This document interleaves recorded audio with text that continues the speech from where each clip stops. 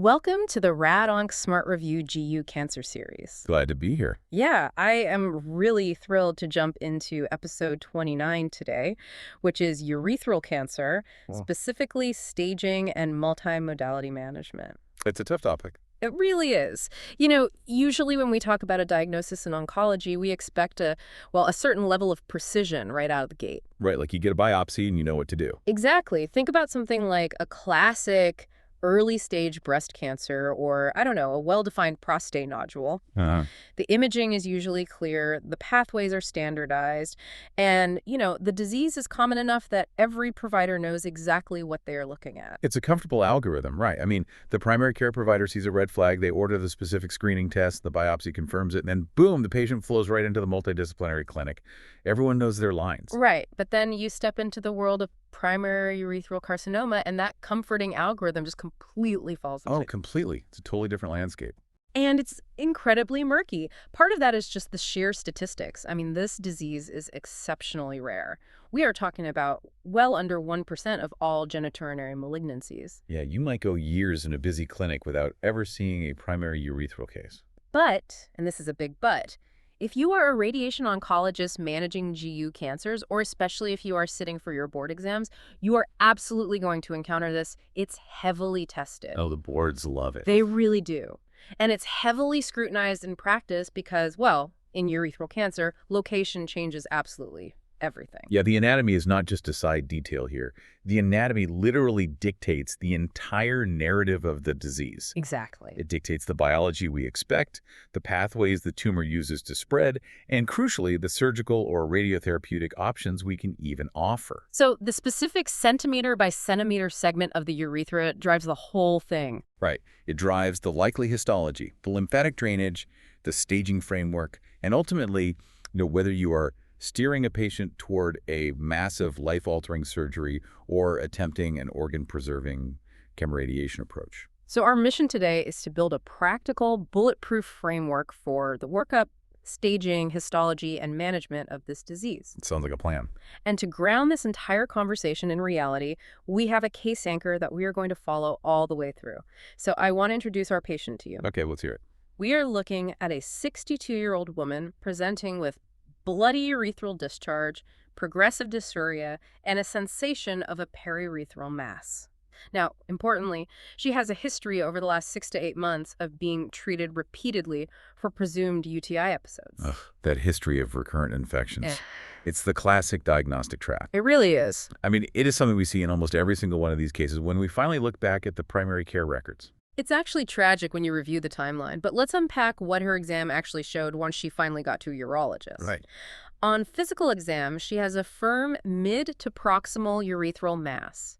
A careful bimanual exam suggests that this mass extends directly into the anterior vaginal wall. Okay, so that's locally advanced. Yeah, but she has no palpable inguinal lymph nodes. She proceeds with a diagnostic cystourethropy, which reveals a large, friable lesion involving that proximal urethra. And the pathology. The biopsy comes back as high-grade squamous cell carcinoma, and her urinary cytology is also positive for malignant cells. Okay, so once we have that tissue diagnosis, the immediate next step is understanding the geography of the tumor, right? We need imaging. Yes, exactly. So we obtain a pelvic MRI, which, by the way, is the absolute gold standard here. Her MRI shows a 3.5 centimeter proximal urethral mass with periurethral extension. And it confirms that vaginal involvement. Right, it radiographically confirms that anterior vaginal wall involvement that the urologist felt on the bimanual exam. And then we complete her staging with a CT of the chest, abdomen, and pelvis. And thankfully, that confirms she has no distant metastases in the lungs, liver, or, distant lymph node chains. So the central question we are posing today, the absolute crux of this entire discussion is this. For the 62-year-old woman with a locally advanced 3.5 centimeter proximal tumor involving the vagina. Is this a case for upfront exenterative surgery, or can we offer a curative, organ-preserving chemoradiation approach? Exactly. It's arguably one of the most difficult high-stakes conversations to have in a clinic. We are weighing the guarantee of massive surgical morbidity against the toxicities and the probabilities of definitive radiation. It's huge. But before we get to that treatment decision, I want to rewind back to the very beginning of her clinical journey. UTI trap. Yes, the diagnostic trap. I think it's so ubiquitous it demands our attention. She was treated for months for presumed urinary tract infections. I mean, I look at these charts all the time, and you see the urgent care visits, the short courses of antibiotics, the temporary relief, and then the recurrence. It's so common. Why is this diagnostic delay so incredibly common here? Well, it fundamentally comes down to the overlap of symptoms and the anchoring bias that happens when a provider sees a very common presentation. Right. Urethral cancer symptoms like dysuria, urinary frequency, urgency, microscopic hematuria, they mimic incredibly common benign conditions perfectly. Especially in women. Exactly. In women, especially postmenopausal women, these symptoms are almost always presumed to be a simple recurrent UTI, or maybe symptoms of genitourinary syndrome of menopause, or just an overactive bladder. The provider anchors on the common diagnosis because, honestly, 99.9% of the time, they are right. And the really insidious part is that the antibiotics often actually provide a little bit of temporary symptomatic relief, right? Which just reinforces that incorrect diagnosis. Yeah, exactly. Because think about what's happening locally. A necrotic, friable tumor in the urethra disrupts the normal laminar flow of urine. So it causes turbulence. Right, turbulence, microtrauma, and it creates a perfect environment for secondary bacterial colonization. So when the provider prescribes a short course of antibiotics, they actually do clear a secondary bacterial cystitis. Wow, so the inflammation subsides slightly. Yeah, the patient feels a bit better for a few weeks, but the underlying tumor just continues to grow. And this cycle repeats until the symptoms become completely refractory or something undeniable happens like the gross bloody discharge or the palpable mass we saw in our anchor case. But by the time that mass is palpable, a lot of significant time has passed. Unfortunately, yes. So when we look at who actually gets this disease, the demographics and the underlying risk factors, they explain a lot about how the disease behaves. We know that, broadly speaking, men are affected more frequently than women. Right. But the registry data shows a really striking disparity when it comes to the stage at presentation. Yes, women consistently present with more advanced disease at the time of diagnosis, and consequently, they have significantly worse cancer-specific survival outcomes. I always attribute that to the underlying anatomy. I mean, the female urethra is incredibly short, usually only 3 to 4 centimeters in total length. It's tiny. Yeah.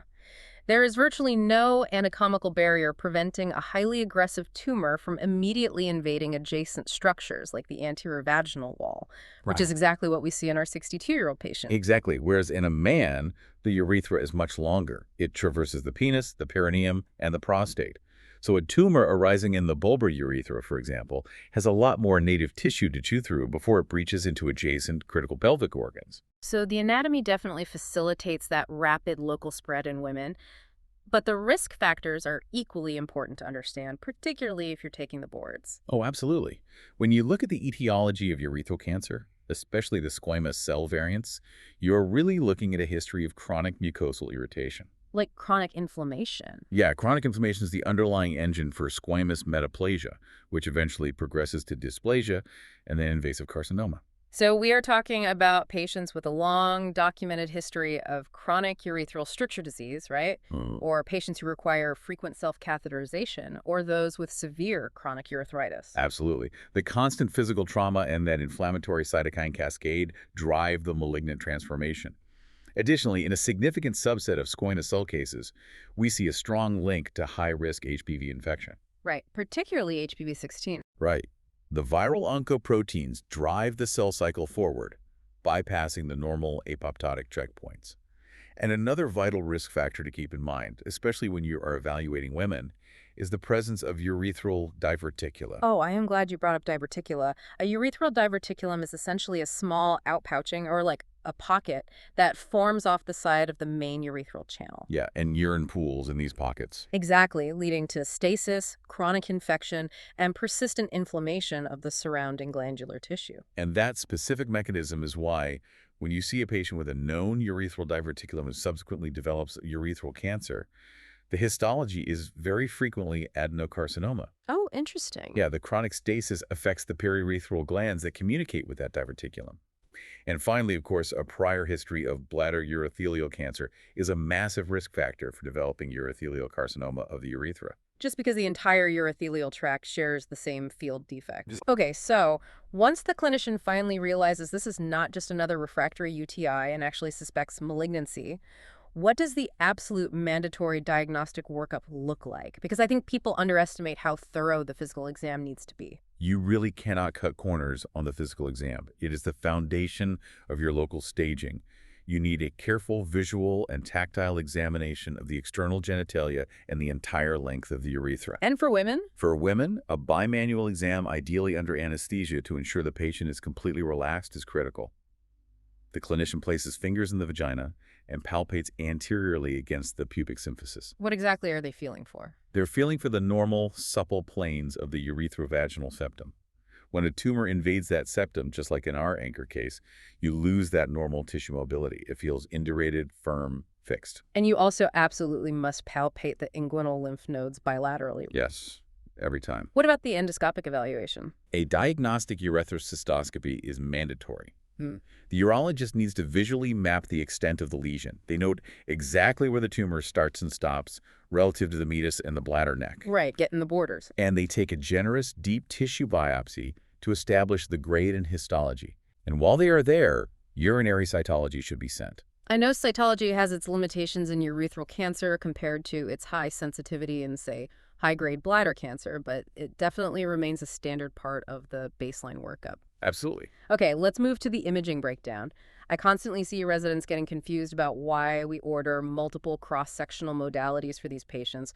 Why do we need both a CT scan and MRI for this 62-year-old woman? Well, it is really about picking the right physical tool for the specific anatomical job. A CT of the chest, abdomen, and pelvis with intravenous contrast is our systemic workhorse. Right. X-ray attenuation is fantastic for finding enlarged lymph nodes in the retroperitoneum, identifying metastatic nodules in the lungs, or spotting hypodense lesions in the liver. And if there is a strong suspicion of urothelial biology, you want a CT urogram with delayed excretory phases, right? Exactly, to evaluate the renal pelves and the ureters for synchronous upper tract tumors. But for local staging in the deep pelvis, CT is terrible. Right, because CT just lacks the soft tissue contrast required to distinguish the actual layers of the urethral wall from the adjacent vaginal tissue or the pelvic floor muscles. Yeah, everything just blends into a uniform gray, soft tissue density. Exactly, which is why the pelvic MRI is the absolute gold standard for local staging in urethral cancer. We rely heavily on the high-resolution, small field of view T2 weighted sequences. On a T2 image, the tumor typically appears as an area of intermediate signal intensity that disrupts the normal, very dark, low signal intensity ring of the urethral sphincter. And the surrounding supporting fascial layers. Right. The MRI allows us to define the exact depth of invasion into the periurethral tissues, and it definitively shows us if the tumor has breached into the corpora cavernosa in a man or the anterior vaginal wall in a woman. Which is critical. And MRI is also vastly superior for evaluating the complex pelvic and inguinal lymph node basins for suspicious changes like central necrosis or a loss of the fatty hilum. You simply cannot plan definitive radiation or a massive excentrative surgery without a high-quality MRI. Okay, let's transition to what is arguably the most critical and heavily tested segment of this whole discussion, the geography of urethral cancer. Oh, yeah. Our patient's MRI confirmed a proximal mass. Why does the specific centimeter by centimeter location dictate our entire clinical mindset? Because the urethra spans different embryological origins and distinct anatomical compartments. To understand the disease, you have to break down the male versus female anatomy because they basically present two fundamentally different landscapes. Walk me through the male anatomy first. Sure. In men, the urethra is long and is formally divided into anterior and posterior segments. The anterior urethra consists of the pendulous or penile segment and the more proximal bulbar segment, which sits deep in the perineum. Then the posterior urethra includes the short, muscular membranous segment that passes through the urogenital diaphragm and the prostatic segment that runs right through the center of the prostate gland. And in women, the anatomy is much less segmented. Yeah, the female urethra is incredibly short. It is not neatly divided into those distinct anatomical zones. We generally just refer to the proximal 2/3, which is closer to the bladder neck, and the distal 1/3, which ends at the meatus. And because the organ is so small, tumors very frequently overlap these arbitrary boundaries, don't they? Oh, constantly. I mean, a 3-centimeter tumor basically involves the entire urethra, which makes surgical margins and radiation target delineation incredibly tricky. Now, I want to push back on a classic trap that I see trip up a lot of residents. There is a persistent misconception out there, kind of a flawed board script, that suggests female urethral cancer is almost always squamous cell carcinoma. Yeah, people say that a lot. Is that actually borne out by the pathology data? I'm so glad you are highlighting that because it is definitively false. And relying on that assumption will lead to really poor clinical decisions. Right. The histology in female urethral cancer is actually highly mixed. While squamous cell carcinoma is certainly common, especially in the distal urethra, adenocarcinoma is also very frequently seen in modern surgical series. And urothelial, right. Exactly. Urothelial carcinoma occurs in women as well, particularly in the proximal segment near the bladder neck. And that diversity in histology ties directly back to the specific glandular structures present in the female anatomy, like those Skene's glands we mentioned earlier when discussing diverticula. Exactly. The periurethral glands, particularly Skene's glands, are embryologically homologous to the male prostate gland. They are lined by columnar epithelium and can easily give rise to adenocarcinomas. So the key takeaway here is this. The anatomical location gives you a clue to the likely histology, but it is absolutely not a law. It's not a law at all. You must wait for the final pathology report. You cannot just assume a female patient has a squamous tumor and start planning a squamous-specific systemic regimen. That is a phenomenal clinical pearl. Okay, now let's move to the lymphatic drainage. This is unequivocally the most testable point in the entire disease process. Definitely. If you are listening and you remember one thing from this discussion, it needs to be the lymphatic pathways. So I want to introduce a mnemonic to help you keep the drainage straight. Think of the phrase PIP-DIG, PIP-DIG. Proximal is pelvic, distal is groin, or inguinal, PIP-DIG. I love that. Break down exactly how this applies to the male and female anatomy. It is a really simple but elegant way to anchor your radiation planning. Let's apply PIP-DG to men first. Okay. Anterior tumors, meaning those arising in the pendulous and bulbar urethra, are anatomically distal. So they drain first to the superficial and deep inguinal lymph nodes. That is the DIG part.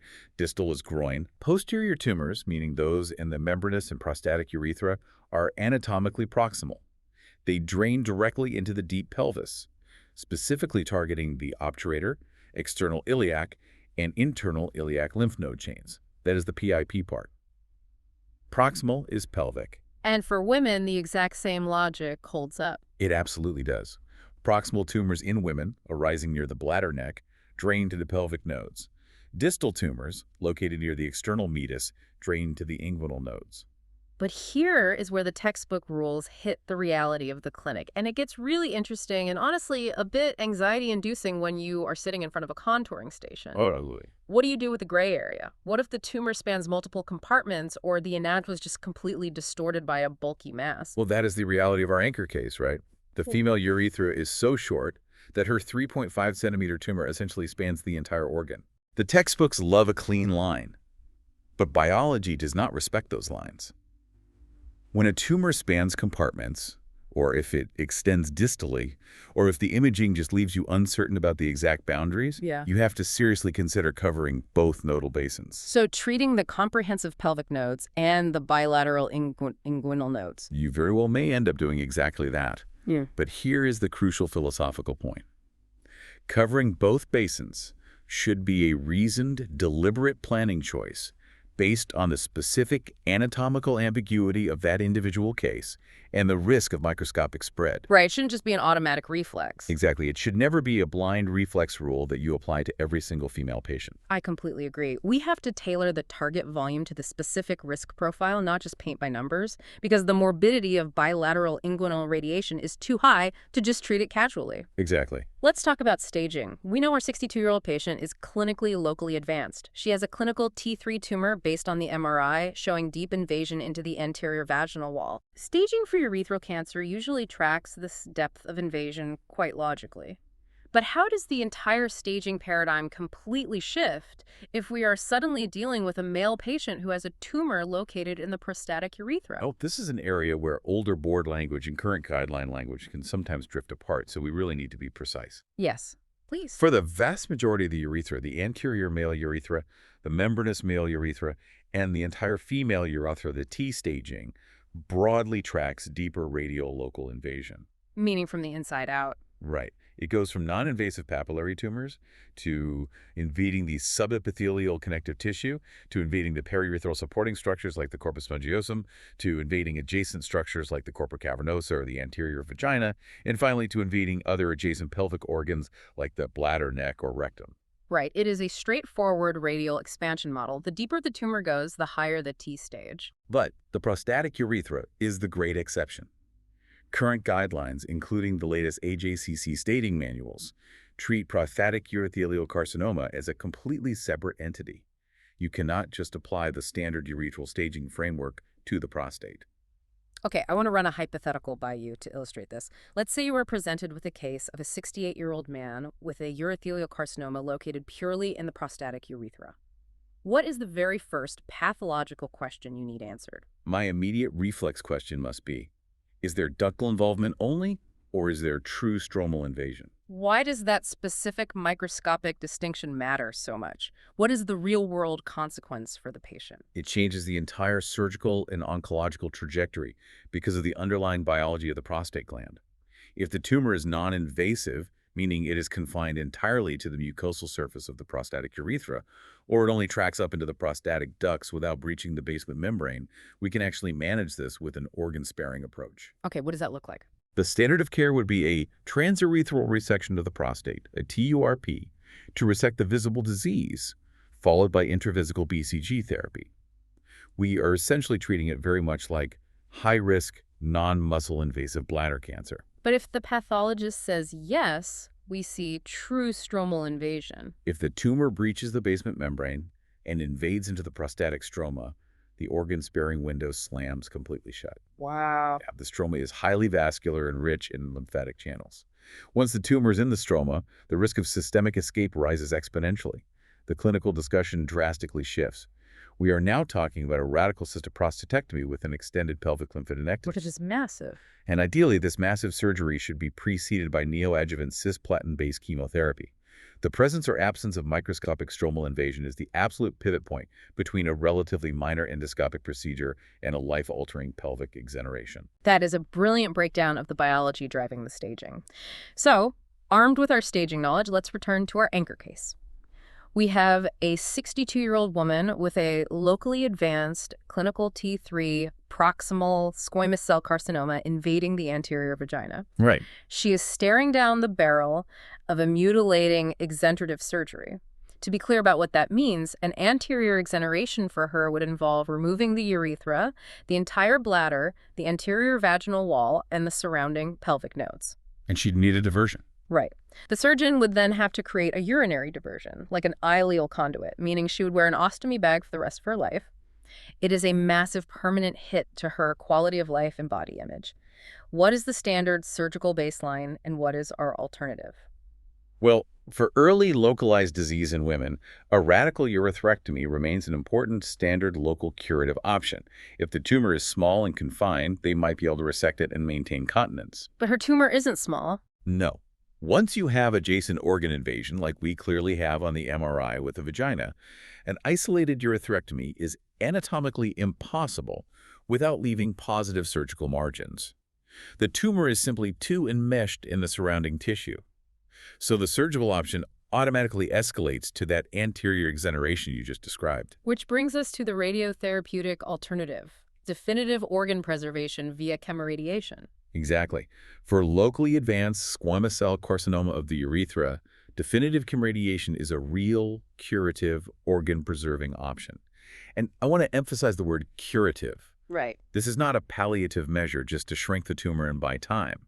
We are delivering a definitive dose with the explicit aim of curing the cancer while keeping her native bladder, maintaining her urinary continence, and avoiding an ostomy. I find that patients sometimes really struggle to understand the logic here. They think, if there is a tumor, why would you leave it in my body and just radiate it? Why not just cut it all out to be safe? Yeah, they hear leave it in and get nervous. Right. I like to use an analogy to explain the rationale. I tell them, think of definitive chemoradiation like a highly targeted, controlled burn in a forest.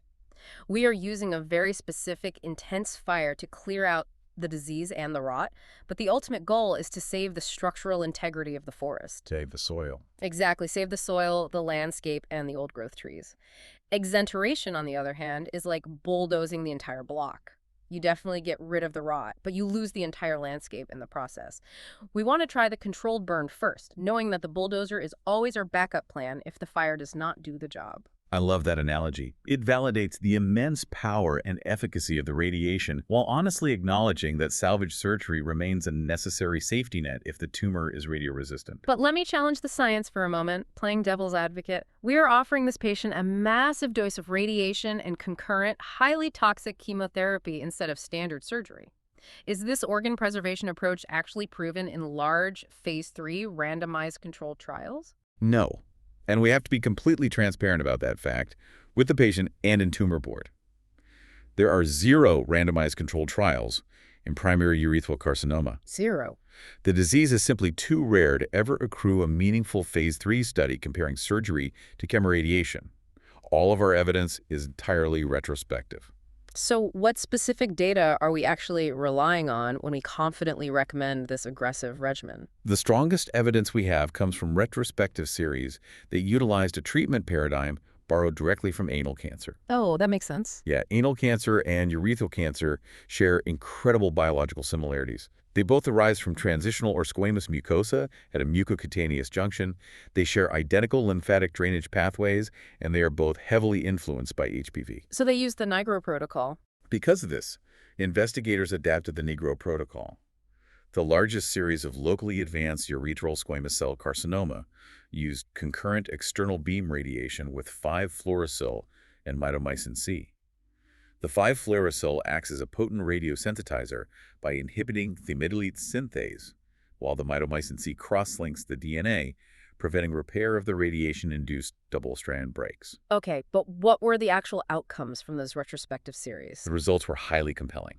They showed a complete clinical response rate of approximately 80%. Wow, 80%. Yeah. The 5-year overall survival was around 52%, and the disease-specific survival was about 68%. Those are really impressive numbers, especially considering this is a locally advanced, bulky tumor cohort. They are. Additional retrospective data in invasive male urethral carcinoma also robustly support this combined chemoradiation approach. So the key point for the boards and for your real-world tumor board presentations is to speak with confidence, but not with false certainty. You do not claim that chemoradiation is definitively proven superior to surgery in a randomized fashion. You state that it is a highly credible, defensible, expert practice approach that offers a realistic chance at organ preservation, with salvage surgery appropriately reserved for non-responders or local recurrences. That is perfectly stated. Okay, let's unpack the practical execution of this plan. We have presented the data, the multidisciplinary tumor board agrees with our rationale, and our 62-year-old patient has consented to definitive chemoradiation.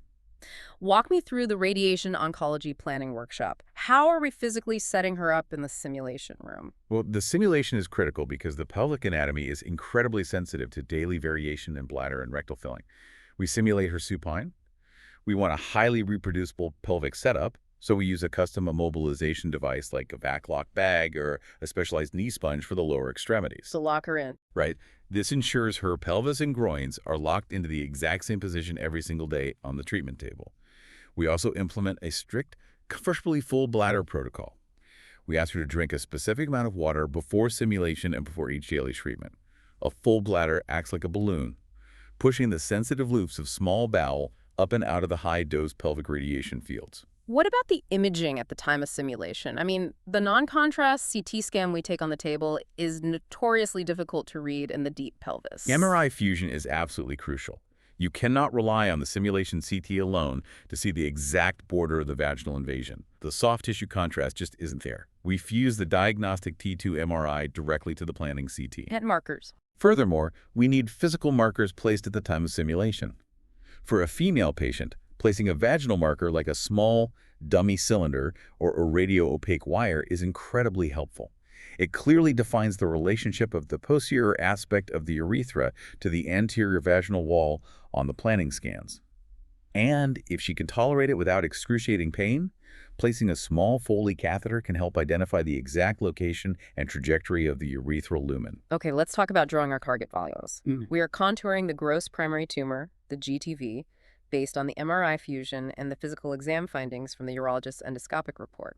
We then add margins for microscopic spread to create our clinical target volume. Right. But what about the elective nodal volumes? She has a mid to proximal tumor. According to our PIP-DIG mnemonic, the proximal location means the deep pelvic nodes are a definite yes. But what about the groins? This is exactly where clinical judgment overrides simple textbook rules. Yes, PIP-DIG says proximal means pelvic. So we are definitely contouring and covering the obturator external iliac and internal iliac nodes. But look closely at her specific anatomy. Okay. The female urethra is tiny. Her tumor is 3.5 centimeters. Even though it is centered in the mid to proximal portion, it is highly likely that a tumor of this sheer bulk is at least abutting, if not actively crossing into the distal lymphatic channels near the meatus. Right. Microscopic disease does not read the anatomy textbooks. Therefore, in this specific case, I have a very low threshold to cover the bilateral inguinal nodes as well. I completely agree with that assessment. The cost of an isolated inguinal failure is just devastating. The surgical salvage for a massive groin recurrence is incredibly morbid, often requiring complex flaps and leading to permanent lymphedema. It is much better to treat them electively. So we are doing a comprehensive pelvic and bilateral inguinal nodal irradiation. Yep. What are the specific dose prescriptions we are aiming for? We treat the elective nodal basins, meaning both the comprehensive pelvis and the groins, to a standard microscopic dose of 45 to 50.4 gray. We use standard daily fractionation, typically 1.8 gray per fraction. And then the boost. Once we reach that elective dose, we cone down our fields and boost the gross primary disease, the original tumor mass, to a definitive tumoricidal total dose. This is usually in the range of 60 to 70 gray. Most commonly, we aim for 66 to 70 gray to the primary mass, provided we can strictly meet the dose constraints for the surrounding organs at risk, like the rectum, the bladder neck, and the small bowel. Now, I have a technical question regarding the delivery method. Whenever we talk about gynecologic or lower genitourinary tract tumors in women, brachytherapy immediately comes to mind. Oh, sure. It is such a powerful tool for cervical and vaginal cancers. Can we just use a Syed-type interstitial template here to deliver that massive 70 gray dose directly into the tumor and spare the external tissues? Brachytherapy is a fantastic, elegant tool, but you have to understand the physics and know its precise clinical niche. The niche for brachytherapy in female urethral cancer is early stage, very small disease. It is absolutely not appropriate as monotherapy or even as a boost for a bulky, locally advanced clinical T3 case like ours with deep vaginal invasion. Why does the physics fail us in this scenario? It comes down to the inverse square law and the geometry of the implant. An interstitial implant relies on placing radioactive needles directly into and uniformly around the tumor. With a 3.5 centimeter mass that is actively invading the vagina, it is incredibly difficult to achieve adequate geometric coverage. Because it's so big. Exactly. To push enough dose to the periphery of that large irregular mass, the dose immediately surrounding the needles in the center of the tumor would be astronomically high. This would inevitably cause severe, unacceptable radionecrosis to the anterior vaginal wall, the bladder neck, and the remaining urethral sphincter. You would cure the cancer but leave the patient with a catastrophic fistula. Yeah.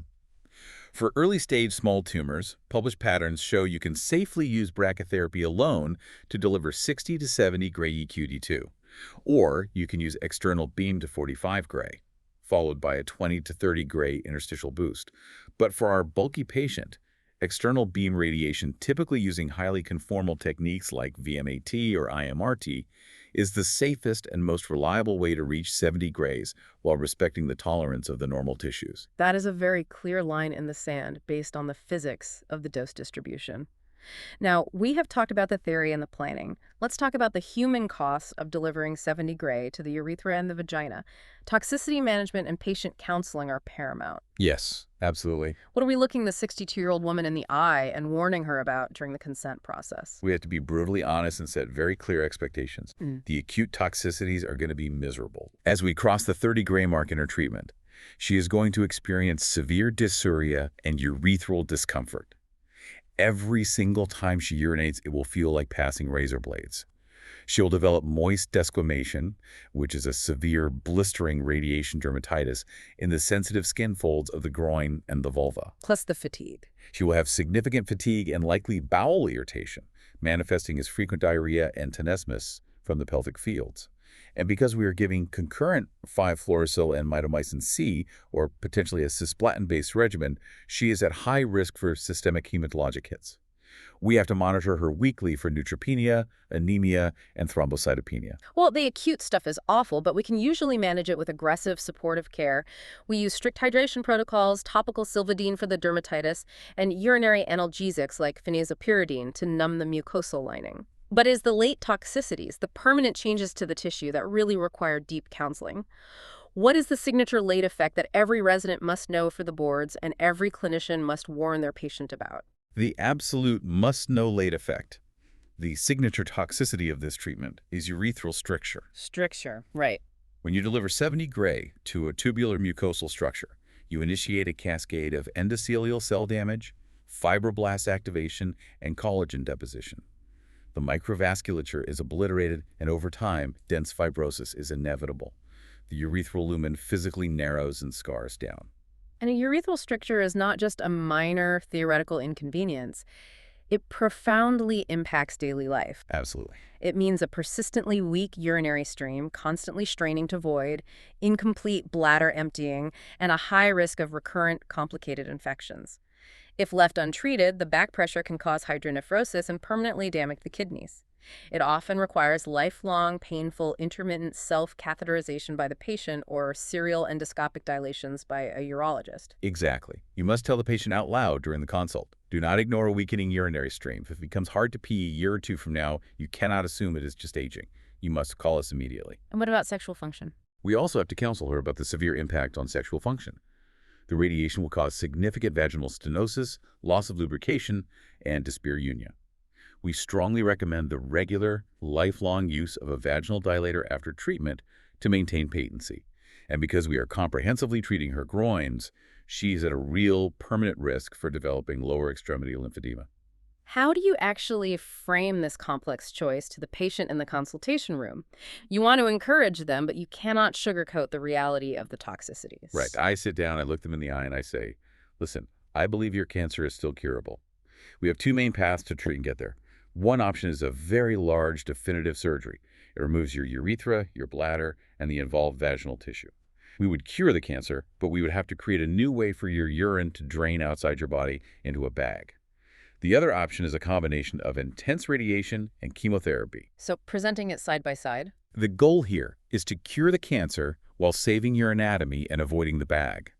For your specific tumor, chemoradiation is a very reasonable, effective choice. However, I want to be completely clear.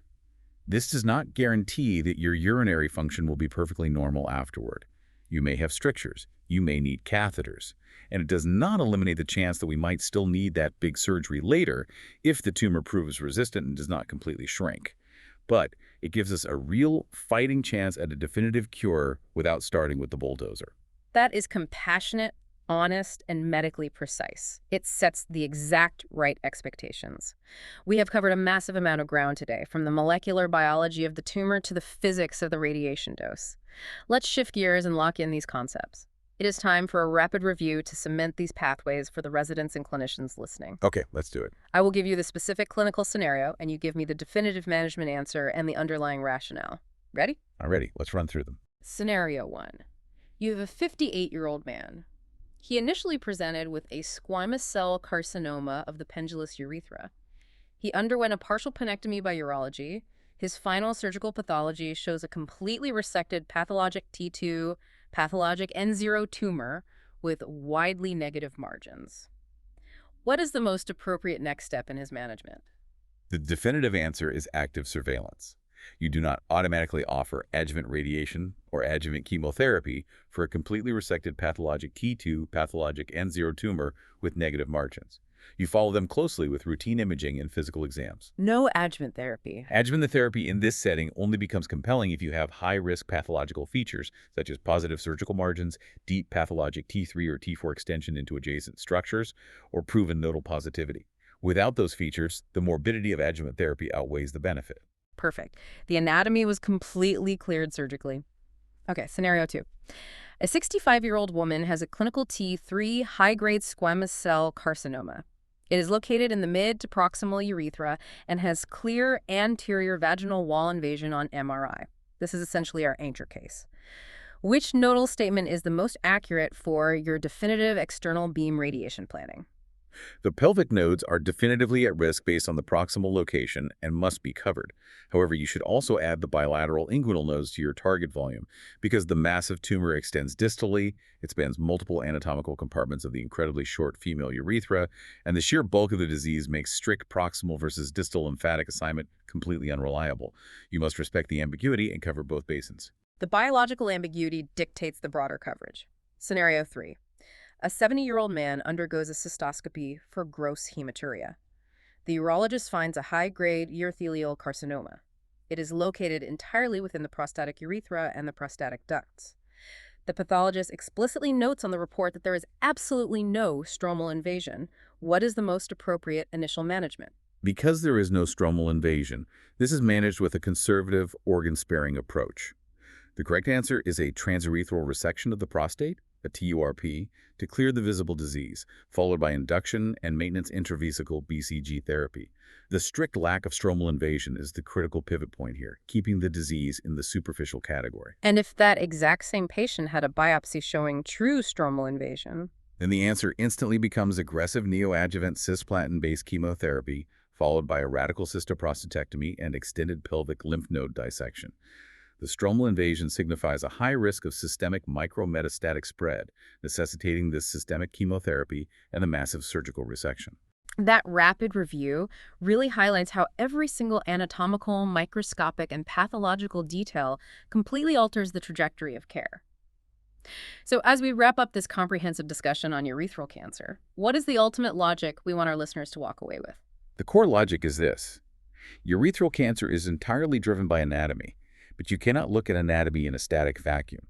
You must actively integrate the physical location, the specific histology, and the exact depth of invasion. Right. Distal versus proximal disease helps you choose the correct lymphatic basin to target.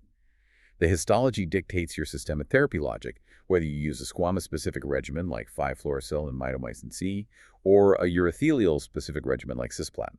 And always remember that prostatic urothelial carcinoma is its own unique biological entity, where microscopic stromal invasion changes absolutely everything. I think back to that analogy of the controlled burn versus the bulldozer.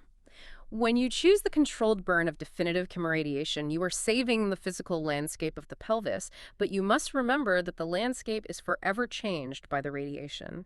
The tissue is irradiated, the risk of fibrotic stricture is permanent, and the clinical surveillance must be relentless. Relentless is the right word. You have preserved the organ, but you must remain constantly vigilant for the smoke that signals a local recurrence. And looking toward the future, it makes you wonder how emerging technologies will shift this paradigm even further. Imagine if we could use highly sensitive circulating tumor DNA assays to detect microscopic inguinal node involvement before we pull the trigger on irradiating both basins, potentially sparing these women the massive morbidity of bilateral groin radiation. It is a space that is ripe for molecular innovation. Complete practice oral boards at radongsmartlearned.com and subscribe to Radonc Smart Review for our next episode. Thanks for tuning in.